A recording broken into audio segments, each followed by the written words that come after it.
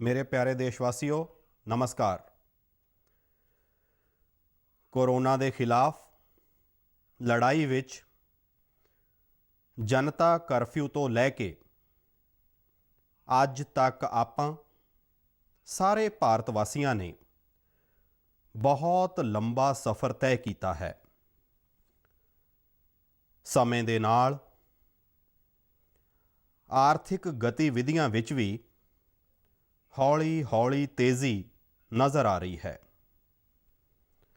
अपने विचों ज़्यादातर लोग अपनियां जिम्मेदारियां नूं निभाउण लई फिर तो जीवन नूं गति देण लई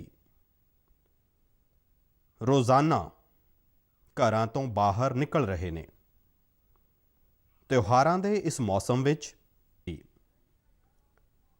रौनक हौली हौली परत रही है, पर आपां ये भुलना नहीं है कि लॉकडाउन बेशक चलिया गया है, वायरस नहीं गया है। गुजरे 7-8 महीनों विच हरेक भारती दे यत्नां नाल भारत अज जिस संभली हुई स्थिति विच है, आपां उस नूं विगड़न नहीं देना है, होर ज़्यादा सुधार करना है। अज देश विच रिकवरी रेट चंगी है, मौत दर घट है। भारत विच जिथे प्रति 10 लाख जनसंख्या ते लगभग 5,500 लोगों नूं कोरोना होया है, उथे ही अमरीका ते ब्राज़ील वर्गे देशों विच यही अंकड़ा 25,000 दे नेड़े है। भारत विच प्रति 10 लाख लोगों विच मौत दर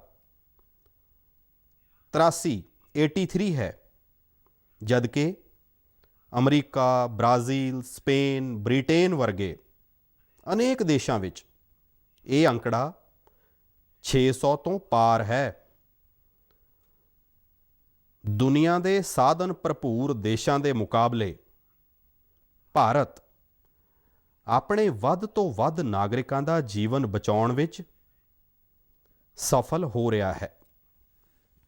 अज साडे देश विच कोरोना मरीज़ों के लिए 90 लाख तो वध बिस्तरियां की सहूलत उपलब्ध है। 12,000 क्वारंटीन सेंटर ने। कोरोना टैसटिंग लई लगभग 2,000 लैबां काम कर रही ने। देश विच टैस्टां की संख्या जल्द ही 10 करोड़ के आंकड़े नूं पार कर जाएगी। कोविड महामारी के खिलाफ लड़ाई विच टैस्टां की वधदी संख्या साडी एक वड्डी ताकत रही है।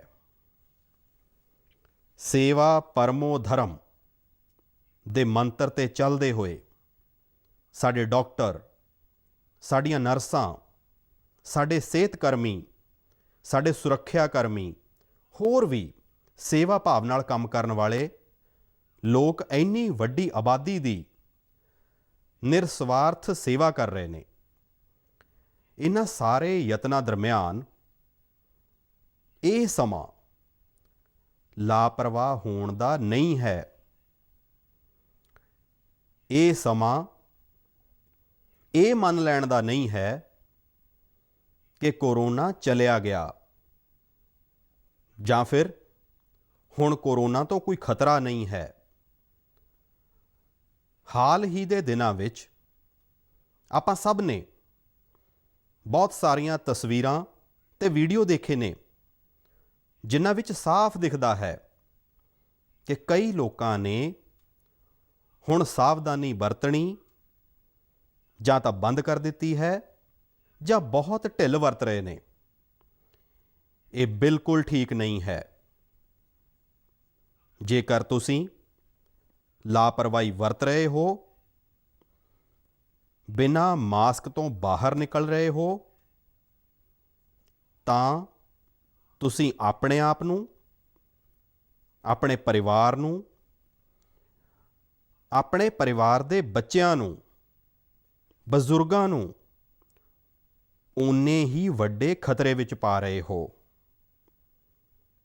ਤੁਸੀਂ ਧਿਆਨ ਰੱਖੋ, ਅੱਜ ਅਮਰੀਕਾ ਹੋਵੇ ਜਾਂ ਫਿਰ ਯੂਰਪ ਦੇ ਦੂਜੇ ਦੇਸ਼, ਇਹਨਾਂ ਦੇਸ਼ਾਂ ਵਿੱਚ ਕੋਰੋਨਾ ਦੇ ਮਾਮਲੇ ਘਟ ਰਹੇ ਸਨ, ਪਰ ਅਚਾਨਕ ਫੇਰ ਤੋਂ ਵਧਣ ਲੱਗ ਪਏ ਨੇ ਅਤੇ ਚਿੰਤਾਜਨਕ ਵਾਧਾ ਹੋ ਰਿਹਾ ਏ। ਸਾਥੀਓ, ਸੰਤ ਕਬੀਰਦਾਸ ਜੀ ਨੇ ਕਿਹਾ ਹੈ, पक्की खेती देखी के, पक्की खेती देखी के गर्व किया किसान, अजहू जोला बहुत है, अजहू जोला बहुत है, घर आवे तब जान। ਭਾਵ ਕਈ ਵਾਰ ਆਪਾਂ ਪੱਕੀ ਹੋਈ ਫਸਲ ਦੇਖ ਕੇ ਹੀ ਬਹੁਤ ਆਤਮ ਵਿਸ਼ਵਾਸ ਨਾਲ ਭਰ ਜਾਂਦੇ ਹਾਂ ਕਿ ਹੁਣ ਤਾਂ ਕੰਮ ਹੋ ਗਿਆ, ਪਰ ਜਦੋਂ ਤੱਕ ਫਸਲ ਘਰ ਨਾ ਆ ਜਾਵੇ ਤਦ ਤੱਕ ਕੰਮ ਪੂਰਾ ਨਹੀਂ ਮੰਨਣਾ ਚਾਹੀਦਾ ਹੈ। ਇਹੀ ਕਬੀਰਦਾਸ ਜੀ ਕਹਿ ਕੇ ਗਏ ਨੇ। ਭਾਵ ਜਦੋਂ ਤੱਕ ਸਫਲਤਾ ਪੂਰੀ ਨਾ ਮਿਲ ਜਾਵੇ, ਲਾਪਰਵਾਹੀ ਨਹੀਂ ਕਰਨੀ ਚਾਹੀਦੀ।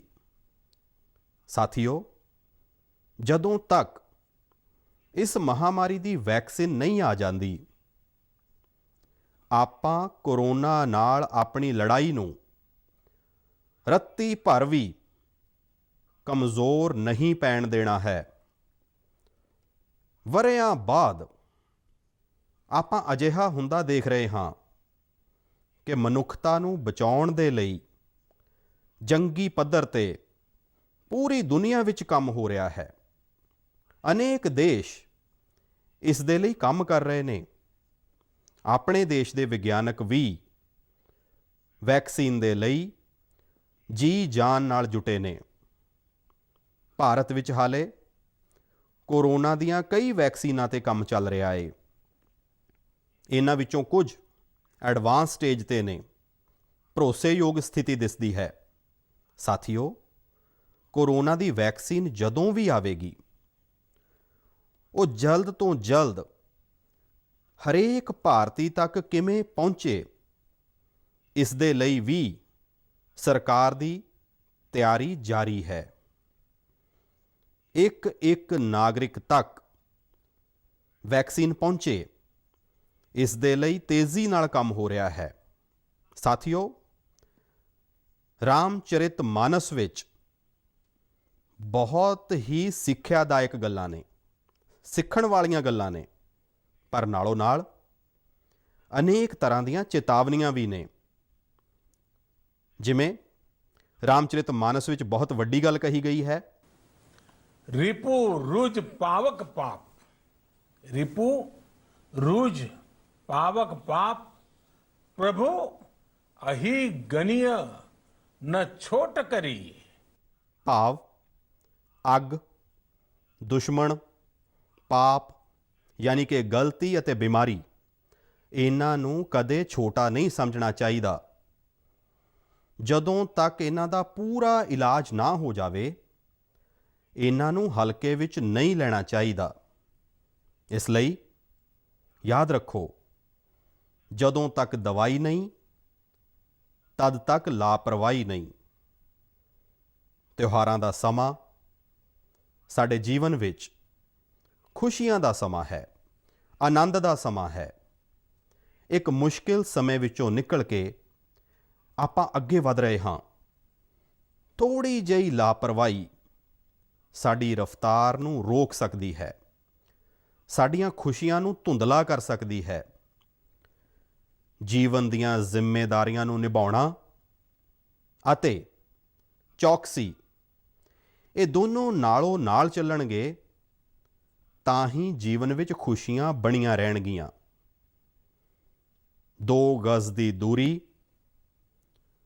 ਸਮੇਂ-ਸਮੇਂ ਤੇ ਸਾਬਣ ਨਾਲ ਹੱਥ ਧੋਣਾ ਅਤੇ ਮਾਸਕ ਲਗਾਉਣਾ, ਇਸ ਦਾ ਧਿਆਨ ਰੱਖੋ। ਅਤੇ ਮੈਂ ਆਪ ਸਭ ਨੂੰ ਹੱਥ ਬੰਨ੍ਹ ਬੇਨਤੀ ਕਰਦਾ ਹਾਂ, ਤੁਹਾਨੂੰ ਮੈਂ ਸੁਰੱਖਿਅਤ ਵੇਖਣਾ ਚਾਹੁੰਦਾ ਹਾਂ, ਤੁਹਾਡੇ ਪਰਿਵਾਰ ਨੂੰ ਸੁਖੀ ਦੇਖਣਾ ਚਾਹੁੰਦਾ ਹਾਂ। ਇਹ ਤਿਉਹਾਰ ਤੁਹਾਡੇ ਜੀਵਨ ਵਿੱਚ ਉਤਸ਼ਾਹ ਤੇ ਉਮੰਗ ਭਰਨ ਅਜਿਹਾ ਵਾਤਾਵਰਣ ਚਾਹੁੰਦਾ ਹਾਂ। ਅਤੇ ਇਸੇ ਲਈ ਮੈਂ ਵਾਰ-ਵਾਰ ਹਰ ਦੇਸ਼ ਵਾਸੀ ਨੂੰ ਬੇਨਤੀ ਕਰਦਾ ਹਾਂ।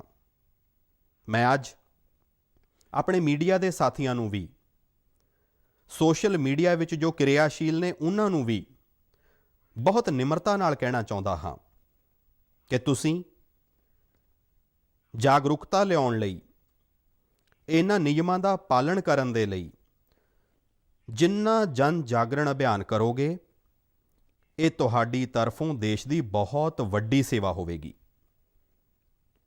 ਤੁਸੀਂ ਜ਼ਰੂਰ ਸਾਡਾ ਸਾਥ ਦਿਓ, ਦੇਸ਼ ਦੇ ਕਰੋੜਾਂ ਕਰੋੜ ਲੋਕਾਂ ਦਾ ਸਾਥ ਦੇਵੋ। ਮੇਰੇ ਪਿਆਰੇ ਦੇਸ਼ ਵਾਸੀਓ, ਤੰਦਰੁਸਤ ਰਹੋ, ਤੇਜ਼ ਰਫ਼ਤਾਰ ਨਾਲ ਅੱਗੇ ਵਧੋ ਅਤੇ ਆਪਾਂ ਸਭ ਮਿਲ ਕੇ ਦੇਸ਼ ਨੂੰ ਵੀ ਅੱਗੇ ਵਧਾਈਏ। ਇਹਨਾਂ ਹੀ ਸ਼ੁਭਕਾਮਨਾਵਾਂ ਦੇ ਨਾਲ ਨਰਾਤੇ, ਦੁਸ਼ਹਿਰਾ, ਈਦ, ਦੀਵਾਲੀ, ਛਠ ਪੂਜਾ, ਗੁਰੂ ਨਾਨਕ ਜਯੰਤੀ ਸਮੇਤ ਸਾਰੇ ਤਿਉਹਾਰਾਂ ਦੀਆਂ ਸਾਰੇ ਦੇਸ਼ ਵਾਸੀਆਂ ਨੂੰ ਇੱਕ ਵਾਰ ਫਿਰ ਤੋਂ ਬਹੁਤ ਬਹੁਤ ਵਧਾਈ ਦਿੰਦਾ ਹਾਂ।